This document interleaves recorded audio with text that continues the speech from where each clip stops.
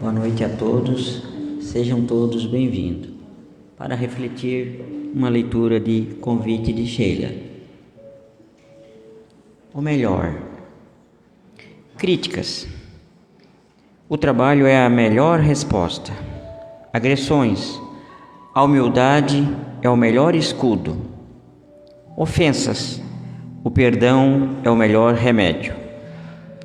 Ante as dificuldades do caminho, não desista do bem, fazendo o melhor ao teu alcance, na certeza de que Deus continuará a realizar o melhor em teu favor. Com Deus em todo o universo, graça à bondade divina que jamais abandona seus filhos. Se o homem cultiva a ignorância, Deus reflete a sabedoria. Se o homem debate-se nas próprias sombras, Deus projeta a luz. Se o homem vitaliza o ódio, Deus oferece o amor. Se o homem estabelece conflito, Deus convida a paz.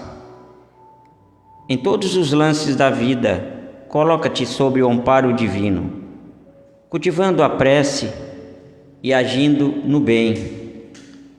É possível que, em meio à marcha evolutiva, enfrentes obstáculos e dificuldades. Com Deus, porém, alcançarás o porto de paz, concretizando a sua vitória ou a tua vitória. Muito obrigado a todos, uma ótima palestra a todos.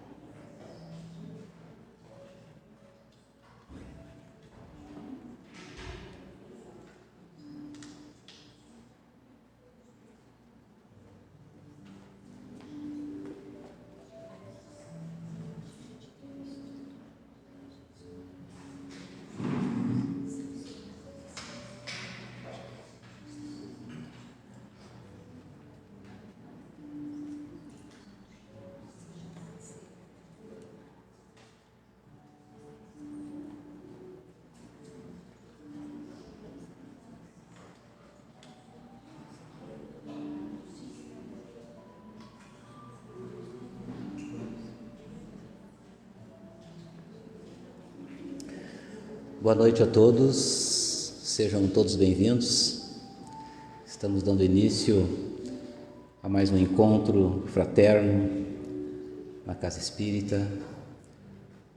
Possamos todos nós aproveitarmos esses breves instantes que aqui estaremos para a continuidade dos nossos trabalhos. Antes, porém, gostaria de estender um convite a todos vocês, que nós temos no dia 27 de abril agora, em São José, a Conferência Espírita Catarinense.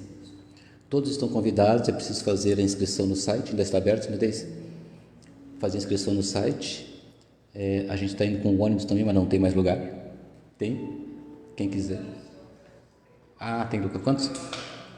Tem quantos lugares ainda desse? 6 lugares no ônibus, né? Em São José. Então, quem quiser ainda aproveitar a oportunidade de estar presente nessa conferência espírita catarinense, por favor, né, entre em contato com a gente que ainda tem lugar no ônibus e fazer a inscrição no site da federação. Então, convido a todos neste momento para que juntos possamos, através da prece, nos ligarmos a Deus, nosso Pai Criador, por essa oportunidade que nos concede de aqui nos reunirmos nesta noite. Que todos nós sejamos abençoados pelas forças do bem que nos assistem, aos bons espíritos, nos envolvendo neste clima espiritual superior, que todos nós possamos estar confortados. Abençoe, Senhor, este nosso momento, derramando sobre todos nós os benefícios espirituais de que nós necessitamos. Que a paz esteja em nossos corações, hoje e sempre. Humildemente, com essa prece, nós pedimos a permissão para iniciarmos a exposição doutrinária da noite de hoje, dizendo que assim seja. Nós temos a alegria, a satisfação, de estar conosco nosso irmão, companheiro de jornada, tarefeiro espírita de longas datas, Sidney Lourenço, que se desloca de Florianópolis para atender carinhosamente a nossa solicitação de aqui estar. Estamos aí com um problema na BR, estávamos apreensivos da possibilidade do Sidney ter que cancelar esse momento, mas ele disse que vinha de barco, a cavalo, a pé, não importa, ele estaria aqui. Não sei se eu vou conseguir voltar. Não sei se eu vou conseguir voltar. E o Sidney é um parceiro nosso, que a gente tem muita alegria de tê-lo aqui conosco. Pelo menos uma vez por ano a gente incomoda o Sidney e ele prontamente nos atende. Sidney, a palavra é tua, seja bem-vindo, que Deus te abençoe. Queridos amigos, que a paz do Cristo esteja em nossos corações. Agradeço aí a oportunidade, de poder estar aqui mais uma vez e principalmente o carinho dos amigos, quando chegamos ali na porta, as energias, amigo? Ou ali o camburão de fluido vital lá, deu aquela energia para nós. Então a gente se sente muito feliz porque a gente vai conversar hoje sobre doutrina espírita. E falar de doutrina espírita, ela é como se fosse algo meio batido. Todo mundo fala, todo mundo vem e comenta, todo mundo tem material para falar, O conteúdo da doutrina espírita é imenso. Nós temos aí na rede, social, em vários lugares, palestras, seminários. Ou seja, hoje só não aprende doutrina espírita quem não deseja aprender. Porque basta entrar ali, principalmente as palestras do Divaldo Pereira Franco, que nos dá uma condição muito bela de entender todos os meandros que o Espiritismo apresenta. Mas só que tem um pequeno detalhe: a doutrina espírita só existe por causa do nosso codificador. Porque se não fosse a maneira como ele fez, e é o nosso objetivo falar um pouco sobre isso, Se não fosse a maneira como ele organizou, a postura que ele teve, nós não teríamos o Espiritismo. Se ele fosse por um outro caminho, diante desse fenômeno que acontecia, nós não teríamos a doutrina espírita hoje da forma que nós temos hoje organizada. Baseado justamente quando, depois que ele desencarna, em março, 31 de março, e quando no velório dele, o Camilo Flammarion, astrônomo, muito conhecido na época, ele fez um discurso nesse dia. E um discurso meio longo, com bastante conteúdo, uma análise perfeita do codificador. E tem um trecho desse discurso que nós destacamos para poder trabalhar esse tema, que é quando ele fala justamente que for Allan Kardec, um homem de ciência, e de certo não houvera podido prestar este primeiro serviço e dilatá-lo até muito longe como um convite a todos os corações. Ele, porém, era o que eu denominarei simplesmente o bom senso encarnado. Então é o nosso querido Camilo Flammarion, que era um jovem naquela época, lembrando que esse período aí o nosso codificador já tinha praticamente 50 anos de idade. E tanto o Camilo Flammarion como Leon Denis, Gabriel Delany eram jovens que estavam ali ao lado do codificador, aprendendo a doutrina espírita, estudando a doutrina espírita, E ele vai dizer ainda: a razão reta e judiciosa aplicava sem cessar a sua obra permanente às indicações íntimas do senso comum. Não era essa uma qualidade somenos na ordem de coisas com que nos ocupamos.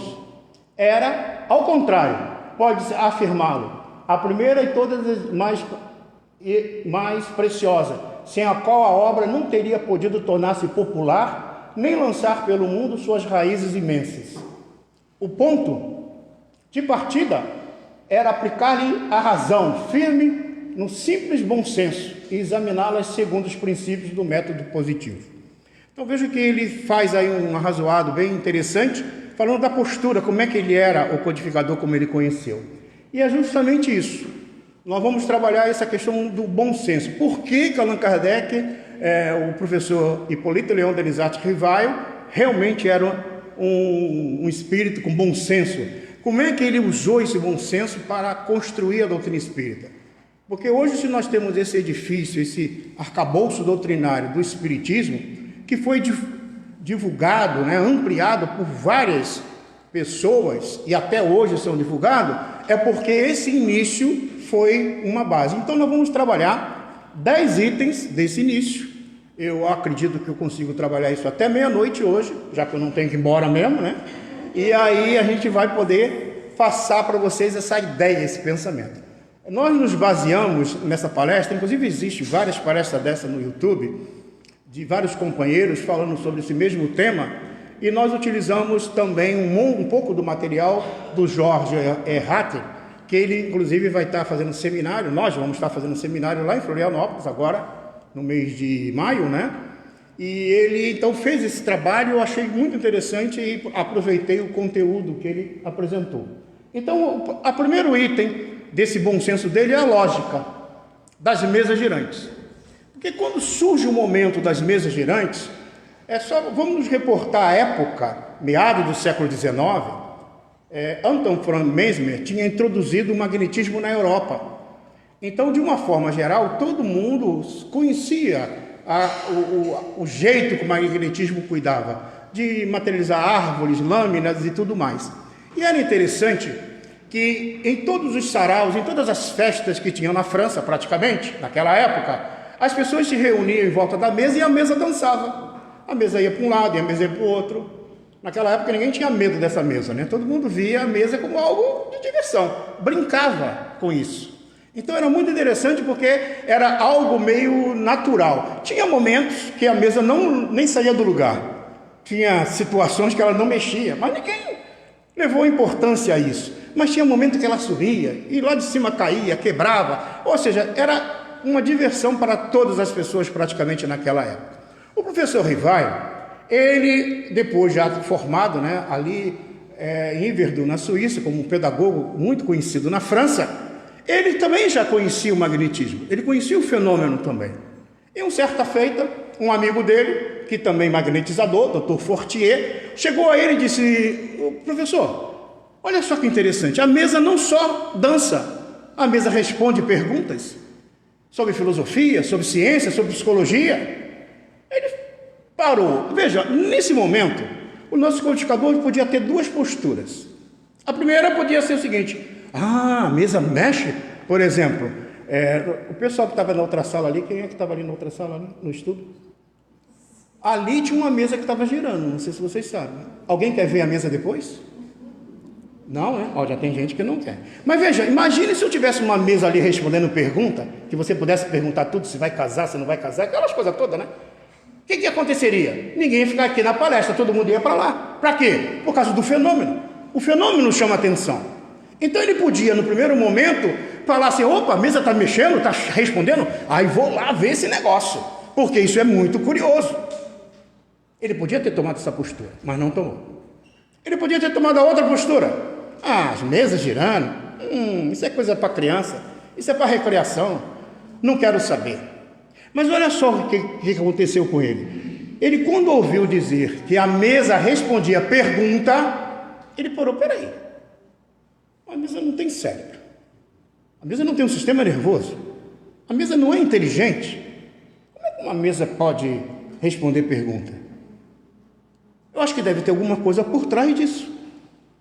Eu vou lá saber. E marcou, e um dia foi.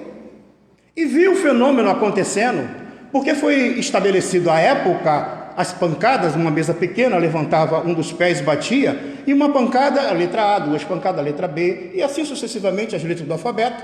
Cada pancada marcava uma letra, formava as palavras e as frases. E numa dessas reuniões que ele participou, a mesa entrando em frenesi, disse assim, através da mensagem, da tipologia, através das pancadas, e escreveu para passo as palavras e as frases e disse assim: não é a mesa que responde, são as almas dos homens que antes viviam na terra. Quando ele ouve isso, quando ele lê essa resposta, aí ele percebe que tem algo a mais.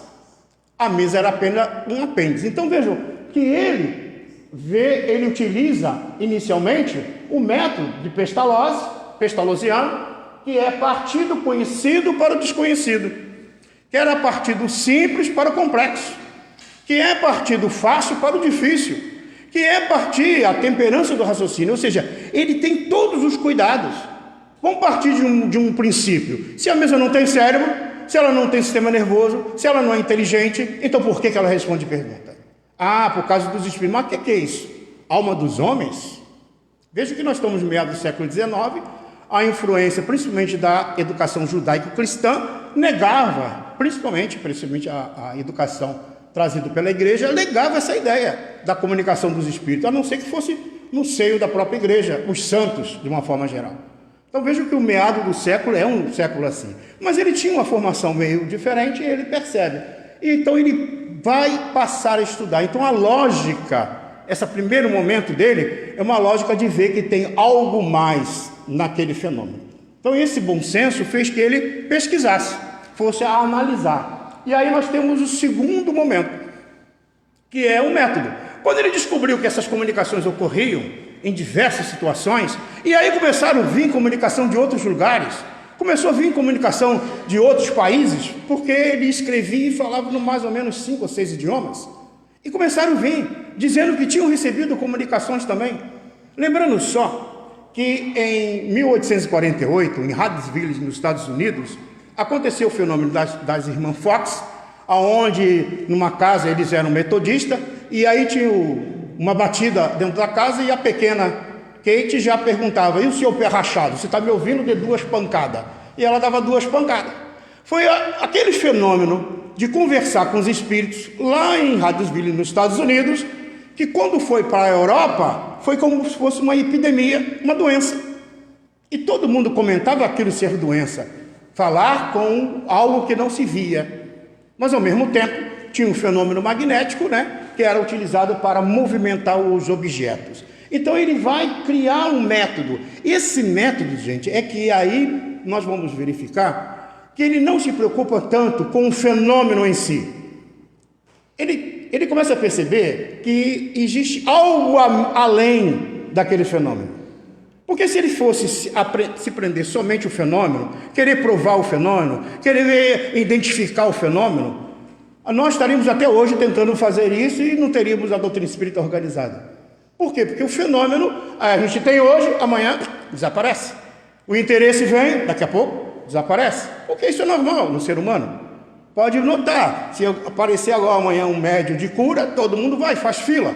Aí o médium desencarna a cura também. Então todo mundo volta ao normal. É assim que funciona o mecanismo desse conhecimento, que nós adquirimos na área científica, na área do fenômeno em si. E aí ele vai usar um método que está lá no Evangelho segundo o Espiritismo, que é o controle universal do ensino dos Espíritos. Gente, isso é fundamental. Isso serve para nós até hoje, para que a gente possa ter segurança naquilo que nós estamos ouvindo. Porque espírito existe em todos os lugares. Basta se concentrar, o espírito quer falar. Qualquer lugar ele fala qualquer coisa. Então depende agora você analisar se tem concordância ou não. Ainda mais hoje, quando surgem alguns grupos, alguns indivíduos, dizendo assim: o espiritismo está ultrapassado.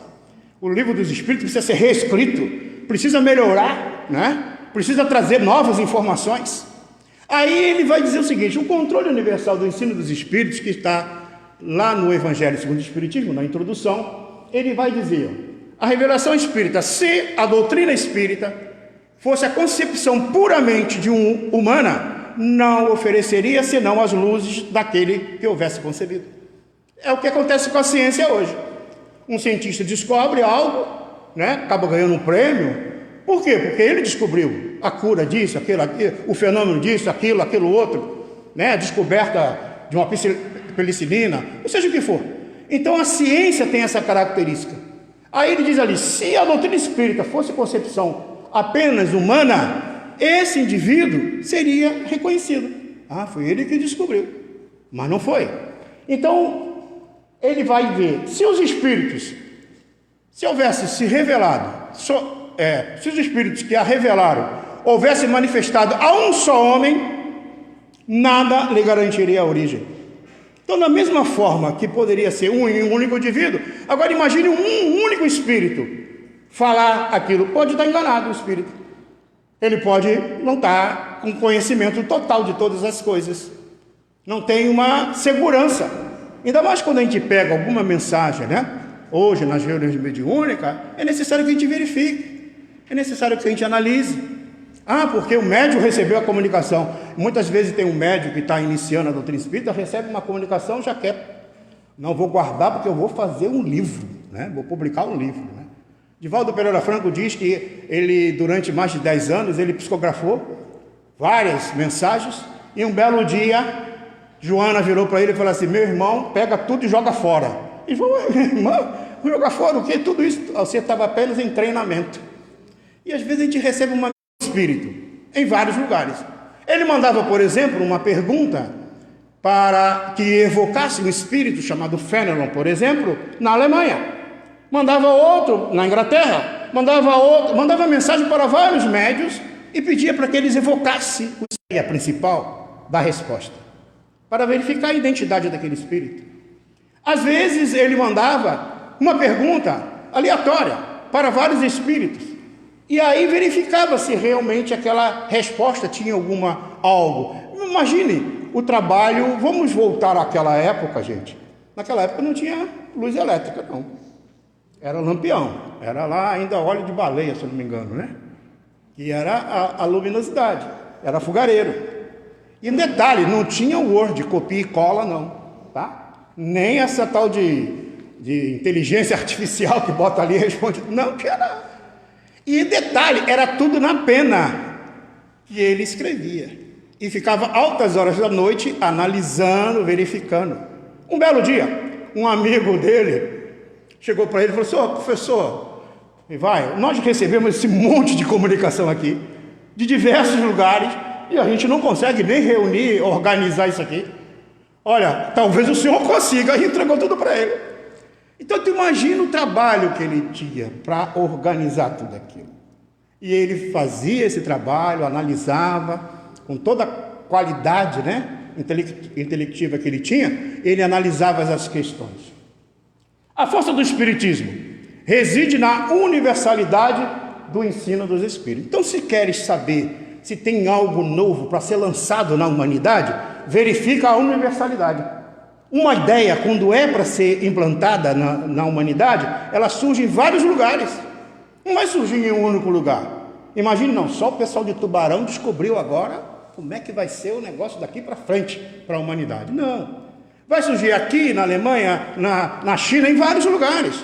Porque os espíritos, eles tomam esse cuidado, por quê? Porque a ideia, quando ela tem que ser implantada para o desenvolvimento humano, ela vai sendo germinada na mente de várias pessoas ao mesmo tempo. São almas, muitas vezes, que saem do corpo, têm contato com essas realidades, como várias vezes o André Luiz fala sobre isso, dessas reuniões, e ao voltar por corpo, relembra muitas das coisas e dá continuidade. Às vezes com um texto um pouquinho diferente, mas a ideia de fundo, ela é a mesma. Então, reside nos ensinos dos Espíritos, transmitido pelos Espíritos, que é também a causa dessa propagação tão rápida. Os Espíritos podem transmitir falsas ideias? Sim, pode acontecer. Por isso que nós não temos que aceitar tudo. Veio uma comunicação para mim e eu tenho que analisar, verifica. Não aceita de pronto. A doutrina espírita, amigos, ela nos dá, né, condições de analisar tudo. E os espíritos não ficam tristes com isso. No livro dos Médiuns, Erasto diz o seguinte: é preferível rejeitar 10 verdades do que aceitar uma mentira. Então, os espíritos superiores, eles não ficam preocupados se a gente rejeita uma verdade. Não ficam. Agora, o espírito inferior fica bravo. O que? Eu te dei essa mensagem, fiquei a madrugada inteira você escrevendo, e agora você está dizendo que não quer publicar? Publica! Porque o que tem de gente desencarnada querendo escrever livro, olha, está cheio o mundo espiritual. Não escreveu enquanto estava na Terra, agora fica intuído. Aí o médium meio desavisado, meio preparado, fica psicografando a noite toda, o ano inteiro na casa dele, daqui a pouco ele pega e publica. E publica, e o povo compra e acha legal. Poxa, olha só que conteúdo bacana. Mas não para analisar se aquele conteúdo tem realmente um significado para aquilo. O saber de cada um deles é proporcional à sua evolução. Veja, ele percebe que os espíritos, mesmo sendo espíritos, não significam que estão no mesmo grau de entendimento, de evolução. Às vezes tem espíritos que se metem em responder tudo, qualquer coisa. E às vezes nem sabe, ele só quer responder, porque ele quer estar à frente. E tem aqueles que têm uma capacidade um pouco mais, e são meio circunspectos, respondem com mais segurança. Os espíritos vulgares não sabem mais do que muitos homens. Então os espíritos vulgares igual nós, imagine um grupo desencarnou aqui, né? Vai saber o quê? Basicamente o que a gente aprendeu aqui na Terra. Não vai ter muito conhecimento, né? Só os espíritos mais elevados se encontram despidos das ideias e preconceitos terrenos. Então veja, se você pega uma obra, e a gente sabe que existem algumas, que diz assim mais ou menos, né? Porque os espíritos lá no plano espiritual se casam. Lá no mundo espiritual tem alma algemada, alma gêmea, né? Não, algemada, né? Algemada na outra. Lá no mundo espiritual os espíritos fazem sexo. Aí você pega a obra e fala assim, olha só o que está falando aqui. Gente, se você ler direitinho, você vai ver que pega aí as obras de Manuel Filomeno de Miranda sobre o processo da obsessão, no período, nos processos obsessivos, acontece. Sai do corpo, muitas vezes a gente continua ligado a comportamentos estranhos na Terra, ao álcool, à bebida, o sexo desequilibrado, uma série de situações. No livro Destino, Sexo e Destino, de André Luiz, ele fala como é que a presença dos espíritos estão ali. Mas vejam, se você analisa André Luiz, você vê que ele traz o fato e um ensinamento. Um ensinamento para entender por que aquela situação está ocorrendo. Não é simplesmente divulgar por divulgar. Então, por isso que é um cuidado. E, geralmente, os espíritos superiores, eles cuidam. Não se ligam a preconceitos nossos aqui na Terra. Há essas ideias terrenas que muitas vezes a gente valora muito mais do que a proposta dos espíritos. O controle do ensino. Por onde Kardec iniciava o controle dos ensinos revelados pelos espíritos? Pela razão. Verificava se tinha lógica ou não aquelas revelações que eram dadas, né? Submetia ao exame do raciocínio e da lógica, sem exceção, tudo o que vinha dos espíritos. Então, por isso que os espíritos superiores não têm receio nenhum se um grupo sério, que está estudando seriamente, duvidar da mensagem recebida. Não tem dificuldade. Agora, o espírito, quando não está nessa faixa, ele fica chateado, né? Aí o grupo já fica achando que está sem proteção, e pelo contrário. Os espíritos superiores, gente, eles se ocupam com aqueles que se ocupam superiormente. Se eu tenho conversas vulgares, atitudes vulgares, atraem espíritos vulgares. Se eu tenho conversas sadias, posicionamento sadio, vontade de aprender seriamente, atrai o espírito da mesma característica. Então, quando um grupo de estudo se reúne na casa espírita, quando um trabalho mediúnico é realizado, quando uma palestra ela é estabelecida na casa espírita, os espíritos concorrem para esse atendimento. Muitos para assistir, outros para ajudar no próprio tratamento que começa a ser feito no próprio ambiente, outros para intuir algo para ser dito, e tem uma turma que fica lá fora que não entra. Veio junto com a gente e fala assim, não, tu vai entrar no centro espírita? Não entra não, eu vou ficar aqui. Aí por isso que a gente fala alto aqui para ver se ele ouve lá, né? Para ver se... Porque muitos ficam lá fora. Só para vocês terem uma ideia do número, que muita gente às vezes não tem essa ideia. Nós somos cerca de 8 bilhões de seres na Terra. Diz os espíritos que a população invisível que nos cerca é 4 ou 5 vezes mais a população encarnada. Aí tem gente que vira assim para mim e diz assim, Sidney, vou morar sozinho. No mínimo vai 5 com ele. Nunca consegue morar sozinho. Por quê? Porque nós estamos aí, chafordados nessa energia espiritual do fluido cósmico universal, se conectando às almas de todo quanto é lugar. Hoje cheguei um pouco mais cedo, o Laércio me deixou ali no hotel, E eu fui caminhando, porque eu queria fazer um lanche, né? E aí encontrei a padaria ali. E a padaria estava cheia de tentação lá dentro da padaria. Não era moça não, fica tranquilo. Era comida. Aí eu fiquei olhando aquilo lá. Veja, é um ambiente que você encontra quando você procura. Eu estava com fome, procurei aquele ambiente. Agora, se eu procuro coisas desajustadas, eu vou encontrar. Se eu procuro coisas sérias, eu vou encontrar. Não é só a casa espírita. Na igreja também o fenômeno é igual. O trabalho que o padre desenvolve é igual. Tem essas características da formação filosófica que eles estabeleceram. São válidas, faz parte. Vocês vão ver que faz parte do processo da evolução. Lá o pastor na igreja, mesma coisa. Até lá no centro de Umbanda, quem já foi aí? Ninguém se arrepiou não, tá tudo bem, né? Então até lá, recorda-me que quando ainda jovem, né? Meus 8 anos de idade, eu comecei a doutrina espírita com 14 anos, agora eu tenho 25, tá? Mas naquela época, quando eu iniciei, bem antes, meu pai era da Umbanda. E lá em casa se comunicavam os espíritos. Pai João, vovó Maria Conga, era normal lá em casa. E aí, mas um detalhe acontecia que eu não gostava muito, que sempre quando o espírito de Pai João vinha, através do meu pai, ele botava, assim, mandava acender a vela e eu ficava segurando, eu segurava a vela. E aquilo ficava pingando ali, né? Eu não sei por que ele fazia isso comigo, mas tudo bem.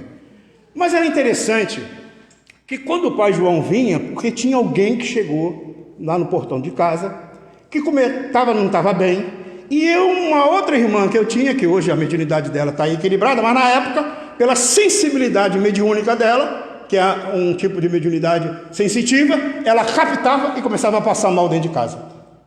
E aí a pessoa entrava, o Pai João vinha, sacudia todo mundo, e todo mundo ficava bem depois. E eu olhava e falei assim, pô, esse negócio é legal, gostei. Pô, porque aí eu fui aprendendo ali, vendo os espíritos. Tinha lá o banquinho, tinha uma cena lá que eu também não gostava, era a tal vara. Meu pai tinha uma vara, tipo vara de marmelo, né? Que ele dizia o seguinte, vocês não mexem nessa vara, porque se mexer e vocês ganharem uma coça, vocês vão emagrecer. Eu falei, pô, agora eu estava precisando de uma coça dessa, né? Para ver. Vejam, era aquilo que a gente aprendeu lá. Só que aí, aos 14 anos de idade, eu entrei no espiritismo, eu comecei a estudar e falei, mas peraí, esse negócio de espírito é normal? Aí eu comecei a ver, até num belo dia, foi passando o tempo, aí um belo dia, uma preta velha, numa reunião mediúnica, eu já estava mais adulto, participando, e falei, não precisa falar torto não, né, meu filho? Eu falei, não, pode falar direito. Porque quem fala torto é o médium. Pela característica da origem do sincretismo religioso, e a gente repete. Mas o Pai João pode vir aqui e dar a comunicação? Pode fazer a orientação, mas depende do médium. Tem médium que vai dar uma funga-funga, né? Tem um que vai dar uma sacudida, vai querer rodar a baiana, mas vai ter aquele que vai se controlar. Por quê? Porque ele aprende a fazer isso. Quem é a dona do corpo é você. Isso você aprende na doutrina espírita. Tem algum demérito? Não, pelo contrário. Lá na nossa casa espírita, quem conhece lá em Florianópolis, né? O Amor e Liberdade do Apóstolo, tinha um caso de um rapaz que ele, quando entrava na porta do nosso centro, o espírito jogava ele no chão e ele vinha andando como se fosse um animal. Toda vez que ele chegava, passava um tempinho, ele sentava para assistir a parada, daqui a pouco ele estava... E aí nós começamos a tentar fazer um tratamento com ele, ajudá-lo, né? E ele tinha sempre essa dificuldade, muito forte, a gente tentava segurar porque ele queria subir em tudo, e às vezes 4, 5 homens não conseguiam segurar ele. E o tempo foi passando, aí eu percebi que ele não conseguia se controlar quando chegava na casa. Aí eu disse para ele, eu falei assim, não, tal dia nós vamos fazer a reunião mediúnica e você fica em casa, eu vou te ligar e vou dizer, olha, a reunião está começando, você desliga a televisão, o som, seja lá o que for, fica em casa orando que nós vamos fazer a reunião aqui. Você em casa tem essas comunicações? Não tem não, tá bom. E eu ligava para ele. Aí os espíritos começaram a se comunicar na reunião mediúnica. Olha só o que o espírito disse. Vocês querem ajudar ele, não querem? Mas ele tem que aprender, porque ele foi lá, pediu um monte de coisa e agora ele não quer cumprir. E ele jogou tudo fora. Como a gente já conhecia um pouquinho do negócio da Umbanda, né? Aí a gente falou, tá bom. Aí passei e perguntei para o espírito, ele lá tem que pedir desculpa. E não sei o quê. E foi explicando, falando o que tinha que fazer. E foi embora o espírito. Vocês querem ajudar ele? Aí um belo dia, quando ele voltou no centro, eu conversando com ele, vem cá, o que tu fez? Não fiz nada não, fez que eu sei. Fala, meu filho, o que tu fez? Não, que não sei. Fala, rapaz. Ele abriu o coração, falou. Aí eu falei, olha, veja, tem duas maneiras de você resolver isso aí. Está lá no livro dos Espíritos, sobre bênção, oculto, feitiçaria, talismã. Quando você faz o pacto. Você fez um pacto com o Espírito, quando você foi lá pedir aquilo que você queria. E ele, então, o que eles fizeram? Pegaram um Espírito, que aí perdeu a forma humana, fenômeno da licantropia, o perispírito deformado, acoplou em você, e quando você tem uma busca em outro lugar, e não cumpriu o que eles te comprometeram, você se comprometeu a fazer, ele anda como se fosse um animal. O espírito perdeu a forma, mas é um ser humano que perdeu a forma devido a um processo de indução mental. Aí o que eu fiz? Olha, vamos fazer o seguinte, você tem que pedir desculpa, ir lá pedir desculpa, eles vão dizer algumas coisas que você tem que fazer, ou então, meu filho, melhora espiritualmente, para sair da faixa vibratória dele. Qual que é mais fácil para ti? Então a gente fala assim, botaram o olho gordo em mim. Deixa, né? Boi magro não morre, né? Com boi gordo. Então, é o cuidado que a gente tem. Mas onde eu aprendi isso? Na doutrina espírita. Então, ao aprender isso, eu começo a verificar o que é possível e o que não é possível. É isso que os espíritos, eles não vêm ensinar coisas que não é necessário para nós, né? Por isso que o raciocínio lógico que Allan Kardec aplicava nas suas comunicações. Utilizava os espíritos não como reveladores, mas como meros informantes. Então, os espíritos eram meros informantes dentro do processo da comunicação. A garantia do ensino dos espíritos está na concordância das revelações, de forma espontânea, servindo-se de grande número de médios. Olha só que maravilha! Pegue o Evangelho segundo o Espiritismo, pegue o Livro dos Espíritos, pegue o Livro dos Médios, pegue o Céu e o Inferno, pega qualquer obra da codificação. Cadê o nome dos médios? Não tinha. O médio é apenas o intermediário do mundo espiritual, mas tem os espíritos assinando aquelas comunicações. Percebe? Então os médios eram um grande número, estranhos uns aos outros, e em vários lugares. Era o método que ele utilizava. A mesma pergunta mandada para países diferentes, vinha a resposta, ele comparava. Então imagine o trabalho de fazer essa comparação para poder chegar nesse conteúdo, né, que nós temos na doutrina espírita. Então o espiritismo é um conjunto de princípios e leis revelado pelos espíritos e espíritos superiores, contido nas obras codificadas por Allan Kardec. Terceiro filtro. Nem tudo o que os espíritos disseram foi publicado. E ele recebeu muita comunicação. Vinha a comunicação de outros países, porque isso foi um processo, diz os espíritos, né, um processo de organização do mundo espiritual em vários lugares, no mundo inteiro. Veio muito material. E aí ele vai lá, nem tudo. A revelação infundadas, por exemplo, muitos itens, né, que não tinha muita base, formação, conhecimento, ele não publicou. Aprofundar o fenômeno, ele também não fez isso. Mas nós temos aqui um grupo de indivíduos que aprofundou o fenômeno daquele mesmo período, após ele. Nós temos aí o Leon Denis, várias obras do Leon Denis. Nós temos Gabriel Delany. Gabriel Delany, só para vocês saberem, ele era jovem, criança. Alexandre Delany, pai de Gabriel Delany, era médium que o Allan Kardec se utilizava. E Gabriel Delany era jovem, pequenino, via as cenas dentro da sua casa. E depois ele escreve e ele faz uma série de atividades do fenômeno espírita. Gabriel Delany desenvolve isso, que nós chamamos os clássicos. Camilo Flammarion, com várias obras, né? Também na área do fenômeno espírita. Nós temos aí o Ernesto Bozano, também com várias obras. Nós temos aí Alexandre Krizakov, falando justamente sobre animismo, espiritismo, tudo mais. Então veja que o volume de estudiosos da época que pegaram o fenômeno e tentaram entender o fenômeno foi numeroso. Gustavo Gelei, William Crookes, vários, né? Trouxeram vários conteúdos. Mas o professor, ele não se ocupou com o fenômeno. Ele verificou que havia uma consequência maior por trás daquele fenômeno. Então, por isso que a observação das consequências da doutrina espírita, ele começou a ver que tinha algo a mais. Foi aí, então, que ele verifica o desdobramento moral do conteúdo espírita. Ele começa a ver o entendimento sobre a vida, sobre os aspectos morais, sobre o conjunto de verdades que os espíritos apresentavam, e construiu um edifício doutrinário do espiritismo. E ele percebeu tudo isso. Enquanto outros tentavam provar os fenômenos, que ele já viu que era possível, ele começou então a verificar algo além, que é o que hoje nós buscamos na filosofia espírita. E olha só que interessante, ele então resolve publicar. Gente, isso aconteceu no ano de 1855, tá? Que ele teve contato, recebe durante o ano inteiro as comunicações. No ano de 1856 ele já tem mais ou menos organizado o Livro dos Espíritos, a primeira obra, com 502 questões, porque como demorava muito para escrever e também para a editora publicar, ele publicou a primeira obra em abril de 1857. Então significa que ele teve um ano, praticamente um ano e meio, para organizar. E aí então ele foi publicar a obra. Só que ele, ao publicar a obra com aquele conteúdo que ele tinha analisado, ele falou, mano, tem que publicar em um livro só.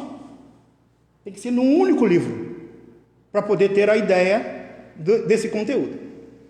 Aí ele utiliza um método científico, né, da metodologia científica, e olha só o primeiro ponto que ele usa numerar tudo. Você pegar o Livro dos Espíritos, tem número. Se você pegar o Evangelho, tudo numerado. Se você pegar o Livro dos Médiuns, está numerado. O Céu e o Inferno está numerado. A Gênesis está numerado. Sabe por quê? Porque quando você quiser se referir, está lá no capítulo tal, item tal. Está lá na pergunta tal, número tal. Aí você vai lá e tal. Então veja a facilidade. E ele, como pedagogo que era, já facilitou esse processo. Mas não bastava isso. Ele precisava, então, dividir o conteúdo da doutrina espírita. E olha só que interessante. A primeira parte, a causa do objeto, que é a proposta científica, lá na metodologia científica. A segunda, o objeto. A terceira, a aplicação do objeto. A quarta, a avaliação do objeto. Então, seguiu esse padrão aqui, ó. A causa do objeto, ele passa então na primeira parte e na causa do objeto. Então, na primeira parte, que é a causa do objeto, ele vai tratar sobre quem? Sobre o Espírito, sobre Deus, que é a causa do objeto. Deus em primeiro lugar e os Espíritos.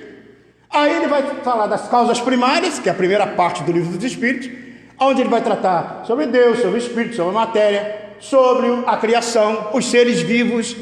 E aqui tem um detalhe. Se você pegar essa primeira parte para ler, vai ver que Allan Kardec está perguntando sobre Adão e Eva, a formação do universo. Perguntando como iniciou a humanidade. Sabe por que ele está fazendo isso? A tarefa do codificador era mostrar uma nova organização no pensamento judaico-cristão há mais de 4.000 anos que a gente vem trazendo. Desde o período do judaísmo, dos hebreus, do período do cristianismo. Aí vocês poderão dizer, mas Sidney, o livro, o Espiritismo invalida o conhecimento da Bíblia? Não invalida. Ele começa a trazer fenômenos. Por exemplo, quando a Bíblia diz que aconteceu o Adão e Eva, ele diz que Adão foi uma região, né, de uma determinada região, um cataclisma que aconteceu, dos indivíduos que sobreviveram àquela região. Mostra essa lógica. Tanto é que se você pegar, Adão e Eva teve lá os filhos, aí depois um filho mata o outro, o que acontece? Ele vai embora e depois volta o quê? Casado com mulheres e filhos. Então se só era Adão e Eva e só era dele, da onde que veio o outro? Né? O Divaldo brinca, é da macaca que ele... Não foi. E aparece porque tinha outros povos existindo. Então veja bem, o que a gente não quer aqui trazer, que está invalidando a Bíblia, mas está sim atualizando o conhecimento para poder entender. Porque aí você entende o seguinte, não, se esse fenômeno ocorre, então há um motivo por quê. A formação dos espíritos sobre Deus. Pode notar que Deus, ele é o fiel de balança em todas as crenças. Um Deus assim, um Deus assado, mas principalmente o Deus que nós seguimos, baseado na doutrina judaico-cristã. O segundo é o objeto, o mundo espírita, ou o mundo dos espíritos. Então aqui no primeiro, ele define a causa do objeto. No segundo, então, ele vai ver o mundo espírita, o que é possível. Olha só as possibilidades que existem. Número 1, o espírito vindo do mundo espiritual e reencarnando no mundo corporal. Número 2, saindo do mundo corporal, voltando ao mundo espiritual. Número 3, estando no mundo espiritual. Número 4, estando no mundo corporal. Por exemplo, no mundo corporal, 4 somos nós, ó, estamos no corpo. E o pessoal que vocês não estão vendo, que está aqui também, é do 3 aqui, ó, né? Fora do corpo. Não adianta olhar para o lado não, que não vai dar para ver não, a turma não. Aí o 5, está lá, no mundo corporal, influenciando quem está no mundo espiritual. É um ente querido que partiu, uma mãe, um irmão, um parente, um amigo. Aí a gente fica pensando, minha mãe que partiu, meu irmão, meu filho. O que acontece? Nós estamos influenciando quem está no mundo espiritual. E aqueles que estão no mundo espiritual, influenciando quem está no mundo corporal. Que pode ser uma mãe, que pode ser um pai, que pode ser também um espírito que a gente tenha prejudicado. Então vejo que as possibilidades que ocorrem justamente no objeto de estudo. A aplicação do objeto, as leis morais. Então esses espíritos, que de uma certa forma ele interage com a vida, né, de uma certa forma universal, ele segue uma lei. A lei, então, as leis morais é o ponto principal. E a relação do homem com Deus, com o próximo e consigo mesmo vai ser o ponto principal desse processo. E por último, a avaliação do objeto, que é a quarta parte do Livro dos Espíritos. Olha só que interessante. Ele, na avaliação do objeto, ele não traz assim as penas e as dificuldades, as punições, os sofrimentos. Olha só. Ele trata das esperanças e consolações. As esperanças, por quê? Porque as esperanças, elas vêm justamente mostrar que o Espiritismo é de esperança, é de consolação. A doutrina espírita não é a doutrina do medo, é a doutrina da alegria. E quando eu passo para as pessoas o valor dessa consolação, elas entendem. Consolar, por exemplo, alguém que partiu, entender por que esse fenômeno ocorre, e não, a pessoa não continua viva. Então, essas consolações que a doutrina espírita apresenta. Bom, só para vocês terem uma ideia, se eu quero responder, por exemplo, essa pergunta, quem sou? Basta ler o Livro dos Espíritos. Se alguém quiser saber, basta ver esse livro e ler as questões. Quem quiser anotar, depois anota, né? Basta ler a questão 1 a 1019. Aí você já tem uma ideia para responder essa pergunta. Se você quiser saber de onde você vem, né? De onde eu vim? Basta ler a primeira parte do Livro dos Espíritos, da causa primária, tá? E aí, quando você estuda a primeira parte do Livro dos Espíritos, da causa primária, você naturalmente é levado a estudar o quê? O livro A Gênese, que é da questão 1 a 329. O desenvolvimento da questão 1 a 329. Aí, se a pergunta for, o que sinto? Aí você está ali, meu Deus, eu estou sentindo arrepio, eu sinto isso, eu sinto choro, eu sinto aquilo outro, não sei o quê. Eu recordo-me que ainda quando jovem, lá no Rio de Janeiro, eu estava em casa lendo o Livro dos Médiuns, à noite, e todo mundo já estava dormindo, eu lendo, tranquilo ali, e estava lendo um capítulo muito interessante no Livro dos Médiuns, Lugares Assombrados. E aí eu estou bem lendo e tal. Daqui a pouco eu comecei a ouvir um barulho. O povo já estava todo mundo dormindo, só estava eu na sala. E eu pensei assim, meu Deus, deve ser algum espírito que quer conversar comigo. A vontade era sair correndo, porque a gente quando tem medo, né, vai correndo, se joga na cama, bota o lençol por cima, acha que está protegido, né? E a minha vontade era essa. Aí eu continuei lendo. Daqui a pouco o barulhinho de novo. Eu falei, meu Deus do céu, o que está acontecendo? Tem algum espírito que quer conversar, alguma coisa, mas o medo era grande, né? E aí eu fiquei prestando atenção, eu morava numa casa na época, e era de taco, e aí daqui a pouco saiu uma baratinha no portal assim, na porta. Aí eu voltei a ler. Aí comentava o codificador, muitas vezes barulhos insólitos à noite são produzidos por estalidos de madeira, por insetos. Eu falei, se eu tivesse lido não tinha me assustado. Então vejam, ao estudar a doutrina espírita, nós vamos tirando esses medos e entendendo o motivo daquela situação. E aonde eu vou entender sobre o que sinto? Está lá, ó, na segunda parte do Livro dos Espíritos, e vai ser ampliado no Livro dos Médiuns, que é justamente da questão 330 a 613. E se a pergunta for, por que sofro? Basta estudar a terceira parte do Livro dos Espíritos e o Evangelho segundo o Espiritismo, que é da questão 614 a 919. E se por acaso a pergunta for, para onde vou? Basta estudar a quarta parte do Livro dos Espíritos, que é da questão 920 a 1019. Aqui está o conhecimento espírita correto, seguro, analisado. Não tem outro. Mas não tem outro. Aqui está a pedra de toque. Se eu não conheço isso aqui, eu posso achar que tem outras coisas para falar. Tudo bem. Mas se eu conhecer, eu vou entender que parte daqui o raciocínio.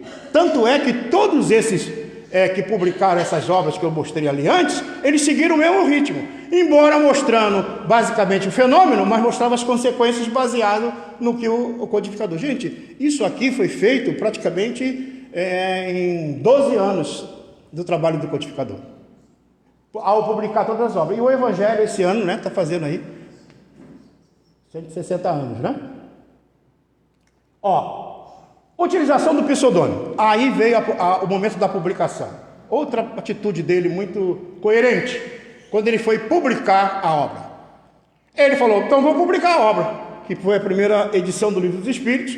Ele ia botar lá, professor Hipólito Leão Delizato Rivaio. Ele era altamente conhecido na França, principalmente porque desde os 15 anos ele já substituía o mestre Pestalozzi na cátedra. Ele tinha publicado várias obras, inclusive sobre os verbos irregulares da França, que são dificílimos. Então ele tinha um conhecimento muito grande. Mas ele pensou o seguinte, poxa, se eu botar o meu nome, a obra vai ser conhecida através do meu nome. E muitos vão associar o conteúdo à escola na qual eu pertenço, que é a escola pestalozziana. E aí ele lembrou que numa das comunicações que ele recebeu algum tempo atrás, um espírito chamado Zéfiro disse assim, eu conhecia o professor Rivaio. Ele conhecia, professor, em outra existência, aqui mesmo na França, na época das Galhas, na época do Império Romano, quando o Império Romano expandiu a sua capacidade, e alguns países ele invadia e tinha guerras. Nas Galhas foi o único lugar que ele invadiu e todo mundo, não quero guerra não, porque os druidas eram muito pacíficos. E ele diz, então, que tu eras então um sacerdote druida, com o nome de Allan Kardec. Aí o que ele pensou? Bom, então eu vou colocar o meu nome, porque eu tenho que colocar o nome, eu tenho que ser o autor, mas eu vou colocar eu, mas não sou eu, mas vai ser eu. Mas não sou eu nessa, mas sou eu na outra. Então, não, esse rolo todo vocês entenderam, né? Aí ele colocou o nome dele, Allan Kardec. Ao colocar o nome Allan Kardec, o que ele fez? Ele tirou qualquer ideia de ideologia, pensamento outro de outras paragens do conhecimento humano. Então o conteúdo era dos espíritos. Ele, para não confundir com a sua formação acadêmica, né? Ele for apenas o codificador, o que organizou o conteúdo, preservar a doutrina espírita de outras ideologias. Foi o ponto principal do trabalho dele. Aí nós chegamos na sétima, falta só 3, tá? Para terminar. A sétima é a Revista Espírita, que muitos companheiros, às vezes a gente conversa, né? Nos fala sobre a Revista Espírita, que é uma maravilha, e tem muita conteúdo, você realmente tem. Mas a Revista Espírita, para o codificador, vejam, ele publicou a obra, o Livro dos Espíritos, na primeira edição, 502 questões, mas depois ele ampliou para 1019 questões. Quando ele fez esse trabalho, ele estava publicando as outras obras também. Só que ele precisava ter o controle universal dos ensinos dos espíritos e também o quê? O que o povo, as pessoas entendiam. Aí ele, então, ao publicar a Revista Espírita, vejam, em janeiro de 1858, o Livro dos Espíritos foi publicado em 1857, ele publica a Revista Espírita e começou a publicar os volumes. E aí os volumes, ele serviu de quê? De um balão de ensaio do conteúdo espírita. Era isso que ele fazia, ao publicar a Revista Espírita. Instrumento de validação de saberes. Ele validava os saberes através de publicação. Ele fora o codificador. Vai lapidando a doutrina com as pessoas. Olha só um exemplo. Certa feita, nos foi solicitado a fazer uma análise sobre os animais. Não sei se vocês lembram que uma época o Fantástico mostrou que tinha animal dando comunicação, tinha, né, passe no cachorro, passe no macaco, passe...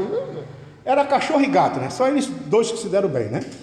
E aí todo mundo começou a falar. Aí pediram lá, na época, para escrever, falar sobre isso. Aí eu peguei alguns livros para falar sobre os animais, fiz uma análise e, através do capítulo 11 da segunda parte, sobre os 3 reinos do livro dos Espíritos, nós fizemos um conteúdo.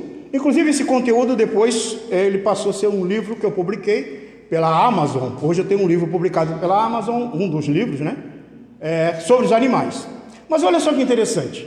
Quando eu comecei a pegar esse conteúdo, alguns companheiros falaram assim: Sidney, você tem que pegar, que lá na Revista Espírita, Allan Kardec registrou que num determinado momento o animal, o espírito, diz que lá nos mundos superiores os animais ajudam a tarefa em casa.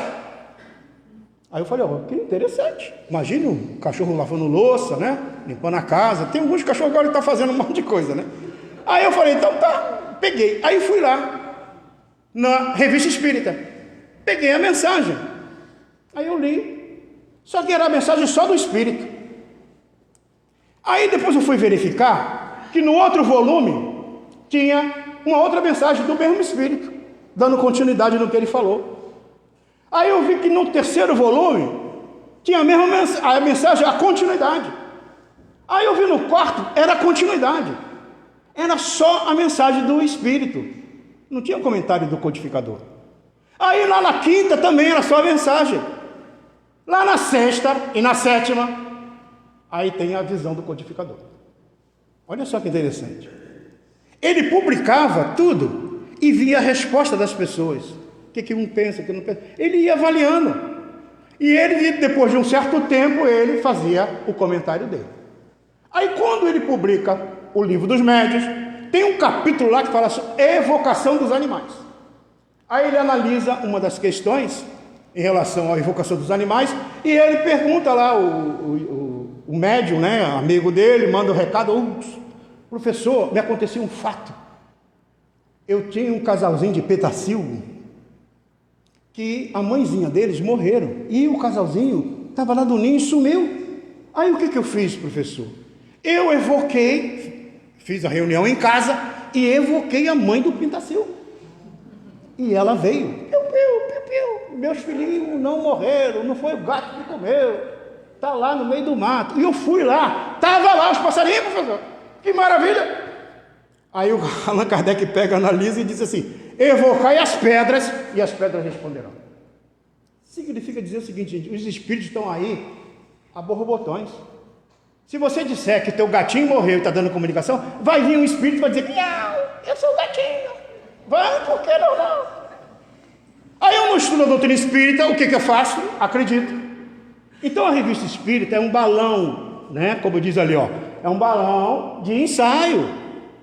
Aonde é que eu tenho o resumo analisado, fechado desse conteúdo? Nas obras da codificação.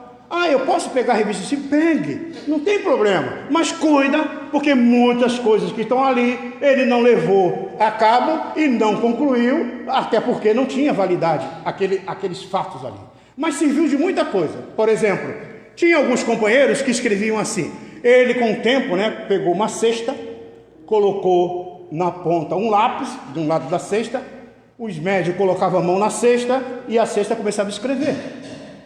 Aí, isso foi um dos médios, né, de uma determinada cidade, que mandou essa experiência para ele. Aí ele fez. Aí depois um outro médio falou assim: professor, aqui a gente não tinha cesta. A gente procurou, mas não conseguiu a cesta. Aí eu resolvi pegar o lápis na mão e comecei a escrever. Aí ele: não precisa da cesta. Aí começou a usar. Por isso que surgiu a psicografia, a escrita do psiquismo. Então vejam, se você pegar a Revista Espírita, está lá essas experiências até chegar o resultado que hoje está contemplado em todo o movimento espírita. Percebe? Olha o cuidado do codificador. Mas isso ele não publica numa obra fechada. Ele publica na Revista Espírita, que é um ensaio aonde é analisado. Então, se pegares hoje a Revista Espírita, faça isso, analisa, mas verifica na obra básica, para ver. Nesse mesmo período, ele cria a Sociedade Espírita de Paris. A Sociedade Espírita de Paris, ela vai trazer justamente um ambiente muito interessante, que é o primeiro centro espírita. Qual era o objetivo? Se reuniam as pessoas e cada um falava, eu acho que é isso, sobre um assunto qualquer. Aí o outro, eu acho que é isso aqui. Aí o outro, acho que é isso aqui. O outro, acho que é isso aqui. Cada um falava o que achava que era. Aí depois ele chegava e falava assim, agora vamos ver o que os espíritos falam sobre esse assunto. Então, se você tem dúvida, por exemplo, sobre o passe, como é que o passe tem que ser? O passe tem que ser eclético, porque lá no Rio de Janeiro tem esse tipo de passe, não sei se vocês conhecem. O pessoal fica assim, os médios, tudo assim, o pessoal passa embaixo. Passe eclético. Cada um inventava um tipo de passe. Aí, se você pegar a revista Espírita, que fala sobre a transfusão fluídica, e se você pegar o livro, a Gênese, do capítulo 14, que fala ali sobre os fluidos, você vai entender como é que funciona a questão da transfusão fluídica. E aí você vai ver que não é um movimento, que não é o muito fazer, não é muito sacudir, que vai dar o efeito que deseja. Aí você começa a entender. Mas se você não fizer esse tipo de estudo, você vai continuar fazendo práticas de outras práticas estranhas. Transformação do objeto. Aí esse pedaço, gente, um pedaço que eu acho que vale a pena a gente terminar, passar para vocês entenderem. Por quê? Porque a proposta da doutrina espírita, ela é de transformação da humanidade. Gente, o projeto é de conhecimento da humanidade, não é só nosso, não. Nós estamos fazendo uma pequena parte.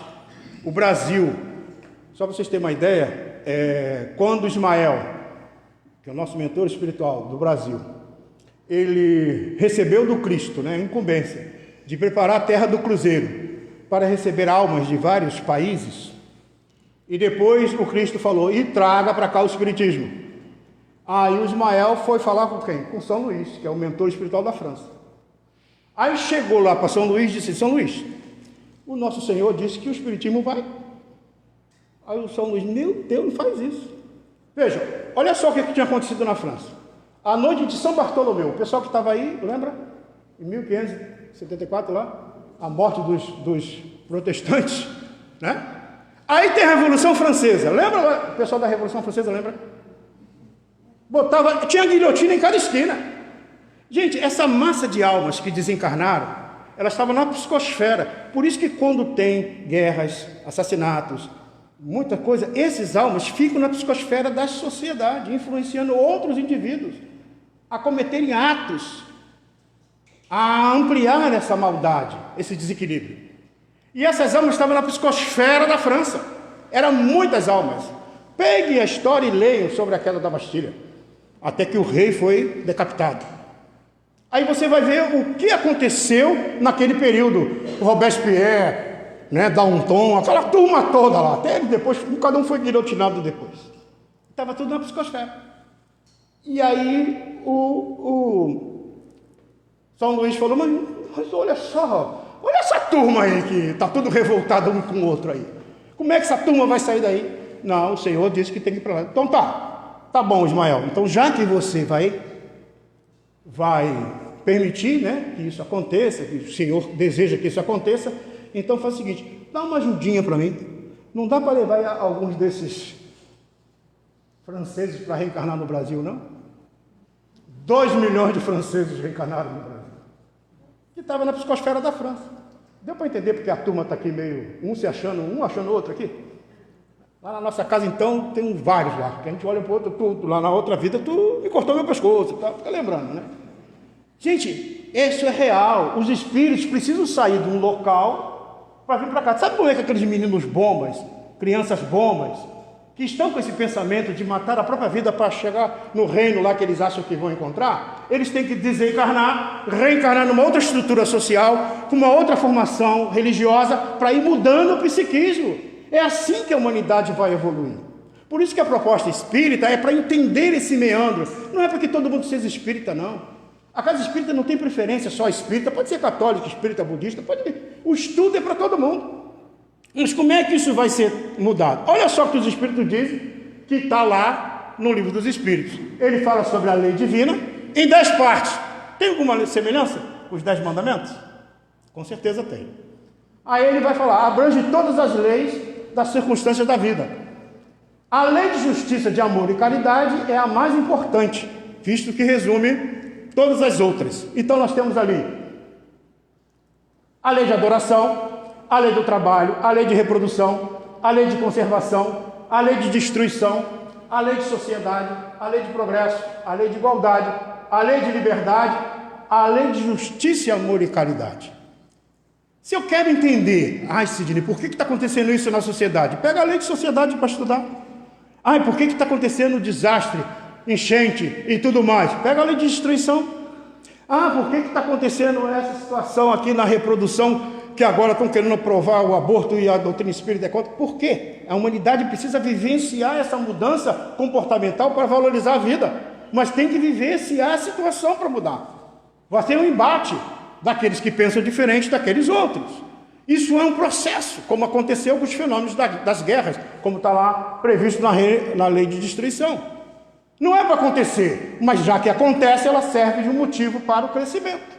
Se vocês olharem a invasão, principalmente da Segunda Guerra Mundial, o fenômeno que ocorre, a invasão aos outros países, e depois o retorno na própria Alemanha. O que aconteceu? Basta pegar a história e analisar. E essas almas hoje estão reencarnadas, se ajustando perante as leis divinas. Então um povo que está desajustado vai reencarnar em outros lugares.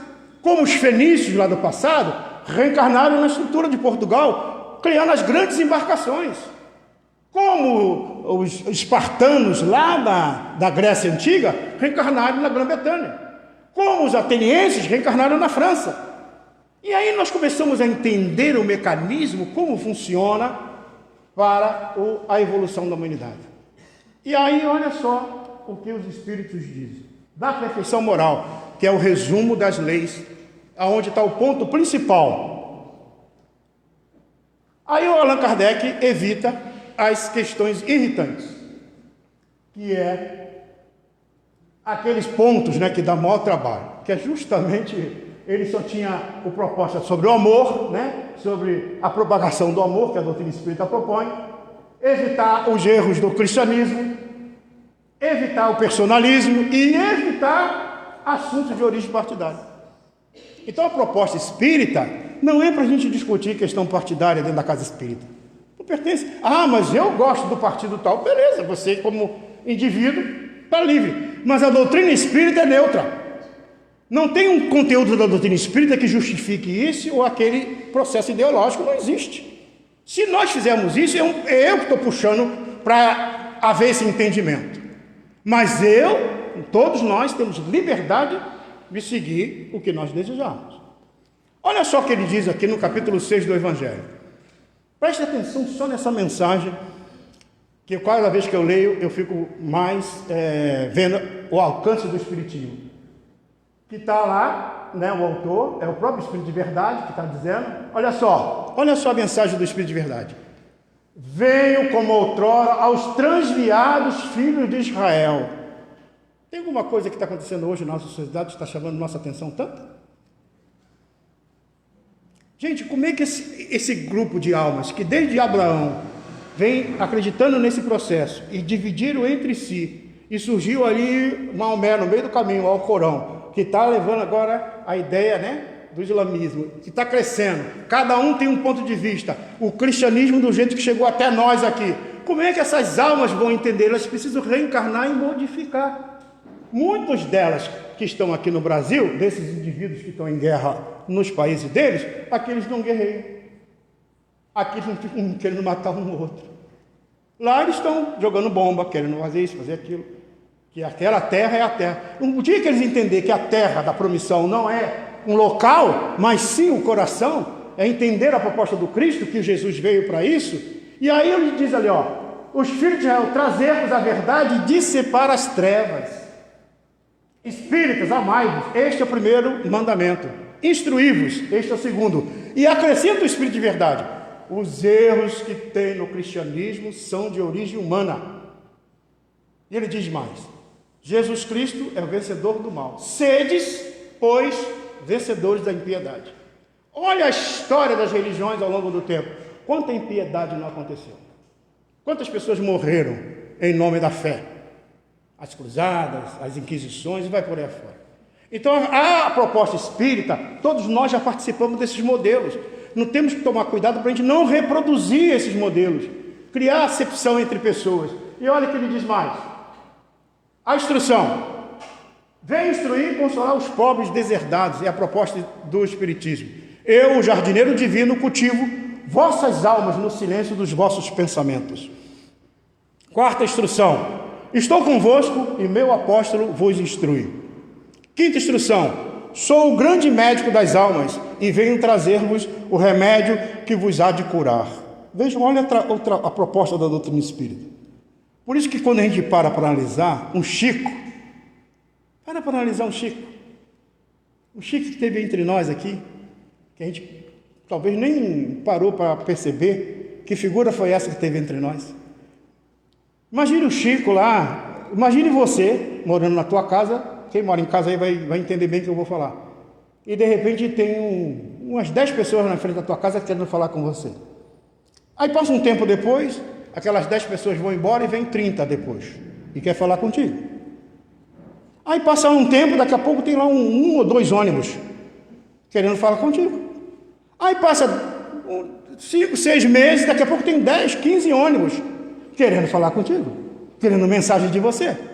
Agora imagine um ano, já tem lá uns 50 ônibus e está à frente da tua casa, o povo não vai embora, vai um e volta outro e tal, e você está lá. Imagine isso durante 10 anos, e o povo não vai embora, e continua, voltando para pegar mensagem, saber do ente querido, disso, daquilo. Agora imagine durante 20 anos, e está lá o povo querendo saber, e aí aumentou o número de ônibus, agora é mais de 1000 ônibus que vai, a fila é imensa. Imagine isso durante 30 anos. Imagine isso durante 40 anos. Imagine isso durante 60 anos. Aí eu fiquei assim, certa feita, quando nós estivemos lá em Uberaba, vendo a casinha do Chico, a casinha dele que virou um museu, eu parado ali na porta da casinha dele e falei, meu Deus, o povo ficava aqui na porta, era muita gente. Agora ninguém mais vai, muito pouco. E eu falei, meu Deus, o Chico não tinha tempo de ver novela. Nem de ver a conta bancária dele. Porque era povo atendendo de manhã, de tarde, de noite, o tempo todo. E aí, quando alguém chegava e dizia assim, Chico, que cheiro de flores, ele falou, não, meu filho, é das plantas lá fora, era dele, saía dele.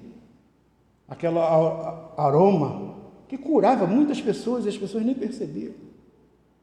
Então veja o trabalho desse homem. Agora veja bem, vamos configurar. Desculpe eu passar um pouquinho do horário, mas só para a gente poder concluir. Agora imagine quando tiver um Chico Xavier na esquina da nossa casa. No quarteirão. E o povo chegando. Aí nós vamos chamar a polícia, né, para tirar aquele povo de lá, claro. Por que não? Imagine agora ter em cada esquina um Chico Xavier. Não, aí na outra esquina não é um Chico Xavier, é uma Madre Teresa de Calcutá recolhendo os pobres, recolhendo todo mundo, botando na casa dela. Não só os cachorrinhos, mas as crianças, o pessoal que está na rua, os alcoólatras e tudo mais. Sabe o que vai acontecer conosco? Nós vamos ficar com vergonha.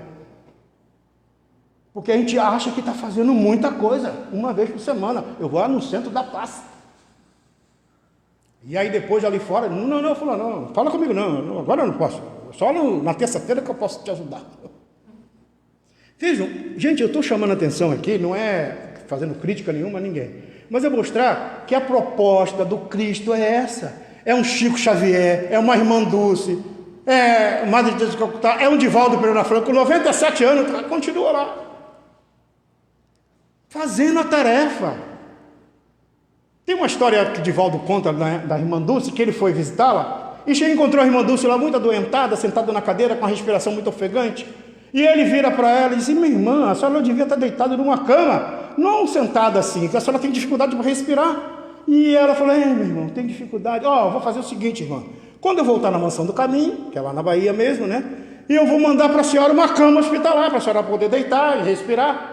E ela disse, manda sim, meu filho, manda sim. Eu vou te contar uma coisa. Manda porque eu vou dar a cama para os pobres.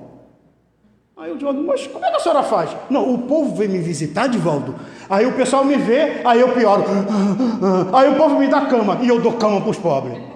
Gente, olha só, olha o desprendimento. Tem aí a ver a religião? Tem aí a ver o... Não tem. A religião é apenas um pano de fundo. Tem a ver a gente entender que nós somos construtores do universo, irmãos de Jesus, herdeiros do universo. Então, quando eu entendo isso, eu começo a ver que a proposta do Espiritismo não é para construir o outro, é para me construir. Eu tenho que me renovar, eu tenho que me transformar. Porque se eu me transformo, eu vou mudar dentro de casa, eu vou mudar na rua, eu vou mudar no trabalho, eu vou mudar na escola, eu vou mudar no ambiente social que eu estou, mesmo que as pessoas não aceitem, mesmo que as pessoas não... Eu vim no ônibus agora, tinha uma senhorinha lá, e a gente brincava, contava história, o outro contava... E aproveitamos. Para quê? Gente, é momento de alegria, por que não? E a gente chorava porque o povo estava do outro lado, tudo parado no trânsito, né? E a gente andando, feliz da vida. Agora imagine o povo que vai ficar lá horas e horas lá. Faz parte do mundo de prova e expiação que estamos vivendo, né? Vinde a mim todos vós que sofreis e estáis oprimidos, e sereis aliviados. É essa a proposta do Espiritismo. Abrir a porta aqui, ó, para aliviar as almas, aliviar os corações. Sexta instrução, tomai por divisa estas duas palavras, devotamento e abnegação. Devotamento é se devotar numa causa nobre, e abnegação é doar de si mesmo. Está no livro dos Espíritos, gente. Devotamento. Então, se devotar é isso. Às vezes, tirar um pouquinho da nossa tranquilidade e poder fazer algo por alguém. E apelo divino, Deus dirige um supremo apelo aos vossos corações por meio do Espiritismo. Escutai. Gente, a proposta do Espiritismo é para a transformação da humanidade. Pode ser que mude o nome, pode ser que mude a estrutura, pode ser que muda, mas a ideia principal já está consolidada na obra espírita. E por último, Allan Kardec previu a organização da doutrina espírita. Ele então previu o movimento espírita, com o projeto 1868. Por exemplo, os grupos de estudo que tem na Casa Espírita, está aqui, ó. Estudo sistematizado da doutrina espírita. Formar adeptos esclarecidos. Por isso que temos grupo de estudo nas casas espíritas. Esse material foi encontrado na mesa de Allan Kardec, publicado pela sua esposa, Amélie Gabrielle Boudet, que depois que ele desencarna em 31 de março, né, de 1869, aquele conteúdo todo, juntamente ela e os espíritas da Bélgica, continuaram publicando a Revista Espírita até o final do ano de 1869, e todo aquele material depois foi fechado numa obra e foi publicado em 1890, que é chamado Obras Póstumas. E aí está lá o projeto 1868, o futuro do Espiritismo, o regimento da Sociedade Espírita, que está lá no Livro dos Médios, que deve ser atualizada pelas leis hoje. A Casa Espírita passa a ser, a direção de uma Casa Espírita, passa a ser aquele núcleo que perante a sociedade tem o objetivo de atender às leis sociais, mas ao mesmo tempo tem a obrigação de preservar o conteúdo espírita como foi deixado pelo codificador. Verificar em cada recanto da estrutura da Casa Espírita se está seguindo os princípios da doutrina. Ah, mas lá estão fazendo um movimento assim. O passe agora, o médium recebeu uma comunicação que o Espírito diz que quando entrar na sala de mediúnica para dar passe, tem que bater o pé para lá e bater o pé para cá. Aí tu chega lá, o pessoal está batendo o pé para lá. Quem falou? Foi o Espírito. Foi o Espírito que falou. Gente, é brincadeira não, mas tem cada lugar que a gente vai que tem cada coisa bem interessante. Mas me convidam, né? Aí eu sou obrigado a falar, então não tem problema. Então veja, o que eu estou chamando a atenção? A qualidade da doutrina espírita, a maneira correta já está pronta. Não temos que inventar, agora tem que conhecer. Agora, se eu não conheço, é natural que eu vou emprestar ao Espiritismo aquilo que não lhe pertence. E para encerrar, lembro apenas que quando Gabriel Delane, né? Lá no Montmartre, que é o cemitério onde Allan Kardec foi enterrado, ele faz aquele discurso de abertura, falando justamente a respeito do bom senso encarnado. Passado praticamente um ano depois, foi feita a exumação cadavérica do Allan Kardec, do Montmartre para o Père Lachaise, onde é hoje o cemitério onde estão os despojos mortais de Allan Kardec, com um modelo de de túmulo, tipo druida. São duas pedras e uma sobre a outra. E quem fez o discurso nesse momento foi Alexandre Delany, pai de Gabriel Delany. E Alexandre Delany diz que uma das áreas que o codificador tinha mais apreço, que ele gostava mais de poder falar e fazer, era o capítulo 15 do Evangelho segundo o Espiritismo, fora da caridade não há salvação. E ele narra que quando o codificador saía para fazer as conferências, né, pelo sul da França, certa feita ele chegou numa cidade e encontrou lá um confrade que o convidou para tomar um chá em sua casa. E quando ele chegou na casa desse confrade, ele lá tomando café e verificou, porque aquela região às vezes é muito fria, e verificou que na lareira tinha a madeira sendo queimada para aquecer a casa. Mas era parte do assoalho de cima da casa que aquele homem estava tirando para poder aquecer sua família. Diz Alexandre Delany que o professor Rivaio observava aquilo, ia embora. Depois ele pegava algumas obras espíritas, colocava algum recurso financeiro e mandava para aquela família. Eu vejo que o codificador não foi só esse homem inteligente, esse espírito, né, que veio. E se vocês falarem assim, mas por que Allan Kardec tinha tanta capacidade de pegar pena e ficar escrevendo durante a noite com lampião? Ele fez muito isso na prisão. Muito. Em 1415, como John Hus. Como John Hus, que ele mostrou dentro da igreja os erros que tinham lá, que depois surgiu o protestantismo, trazendo de John Wycliffe também, depois de Lutero. Ele tinha essa capacidade de escrever, já treinava. E aí, quando os amigos falaram, nós estamos bolando para te tirar da prisão. Ele falou, não, eu só quero que eles entendam.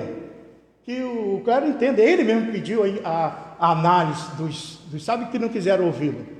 E ele disse, não quero isso. Então, o que nós podemos fazer por você? Aí ele disse, me mande mais lápis, ou melhor, mais material para escrever. Então, John Hus, que foi uma das vidas do nosso codificador, teve a oportunidade. Por isso que quando ele foi fazer a revista, o livro, o Espiritismo, ele não se perdeu em questiúnculas, de questões A, B ou C. Ele trouxe a ideia que o Cristo colocou, pura e simples, e entregou para a humanidade. Por isso, amigos, que quando a gente tem essa oportunidade de poder estudar uma doutrina, aonde ela vai repercutir, e já está repercutindo, em várias partes do universo, porque se você sair daqui, agora já tem um foguete, né? Quem quiser ir para Marte ou para outro local onde for habitado, porque os planetas muito próximos a nós não são habitados, mas os que são habitados, quando você chegar lá, vão dizer assim, e vocês seguem a lei de Deus? As leis naturais? Sim. É igual, porque a lei natural é no universo inteiro, é a lei divina. E Allan Kardec então pergunta, na questão 614, 615, e os Espíritos dizem, a lei natural, a lei de Deus, é eterna e imutável como o próprio Deus. O homem, o ser humano, só é infeliz quando dela se afasta. Aí o codificador pergunta, por exemplo, se eu perguntar aqui, qual foi do mandamento 4, o mandamento 5, talvez ninguém lembre. Mas aí o codificador pergunta, onde está escrito a lei de Deus? Questão 621. Aí os Espíritos respondem, na consciência. Porque todo mundo sabe o que é certo, todo mundo sabe o que é errado. Mesmo sendo católico, espírita, budista, ateu, sabe o que é errado. Por exemplo, se apropriar de bens que não lhe pertencem, você sabe que é errado. Não precisa ter religião para isso. A religião te fortalece. Então, o dia que a gente entender que essas leis divinas estão em nós, e nós fazemos parte dessa grande rede de almas, né, que trabalham em burilamento pessoal, nós estamos construindo uma nova sociedade. Quanto tempo? Talvez mais 1000 anos, né? Mais 2000. Porque 2000 anos Jesus disse assim, amai-vos uns ao outro, não foi? Só que a gente olha para uns aí e fala assim, acho que Jesus errou, porque tem uns aí que não dá para amar não, né? Mas ele disse isso para nós. E para encerrar, eu lembro apenas uma poesia do nosso querido Chico, registrada pelo Chico, que Maria Dolores deixou muito gravado para a memória, né, do pensamento nosso, quando há um questionamento entre Pedro e Jesus, quando Pedro diz: Senhor, perguntou Pedro a Jesus, como pode ver esse mundo superior, que existe muito acima, conforme eu vi de tua própria voz, sei que o reino do amor está dentro de nós, no país da beleza, mais sublime em fulgor e grandeza. Onde está a ligação, Senhor? Onde esse divino acesso? Jesus silenciou como entrando em recesso, da palavra de luz que lhe fluía a jorro, e depois de cumprida a reflexão, falou ao companheiro: Simão, a ponte que imaginas existe para vidas soberanas, mas temos que atingi-la, não é bem pela antiga estrada humana. Como será esse caminho? Tornou Simão a perguntar, e Jesus respondeu sem hesitar: coração que escolha, às vezes vai sozinho.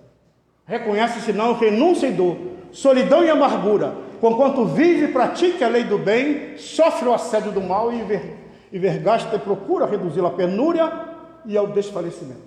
Quem busca nesta vida transitória a ponte de luz para a eterna vitória, há de saber amar os próprios inimigos, não contará percalços nem perigos para servir aos semelhantes, viverá para o bem a todos os instantes, e mesmo quando o mal pareça vencedor, confiando em Deus doará mais amor, e mesmo que a morte, Pedro, se lhe impunha, na justiça ferindo-lhe a vergonha, aceitará pedradas sem ferir, desculpará injúrias e humilhação, se deseja levar o coração à ponte para o reino do porvir.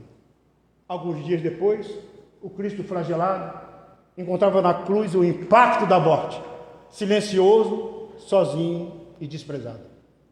Terminada que foi a gritaria da multidão feroz naquele dia ante o céu anunciando um aguaceiro imenso, Pedro foi ao Calvário, envergando o disfarce, queria ver o mestre, aproximou-se para sentir o extremo desconforto. Simão chorou em ver o amigo morto, e ao fitá-lo, magoado, longamente, ele ouviu uma voz a falar-lhe das alturas: ouve, Simão, recorda os pensamentos teus e meus. Não temas, esta cruz que me arrasa e me flagela é a ponte que sonhavas alta e bela para o reino de Deus. Muita paz. Muito obrigado.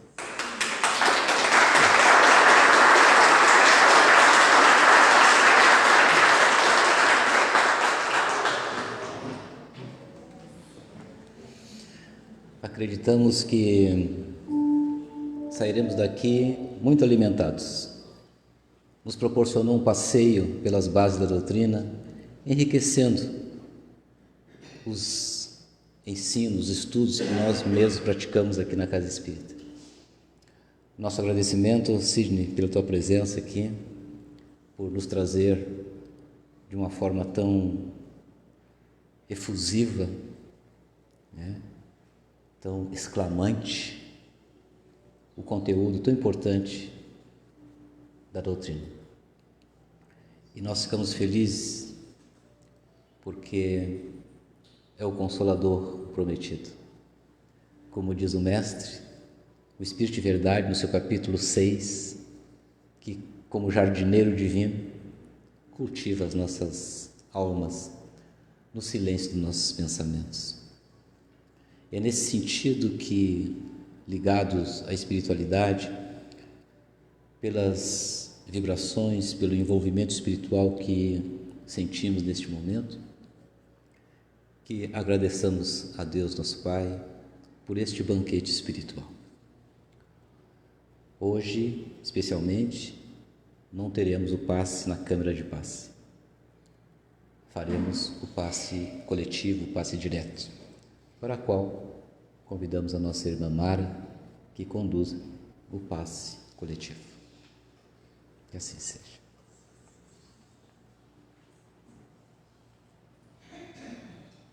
Então vamos neste momento olhar para nós mesmos.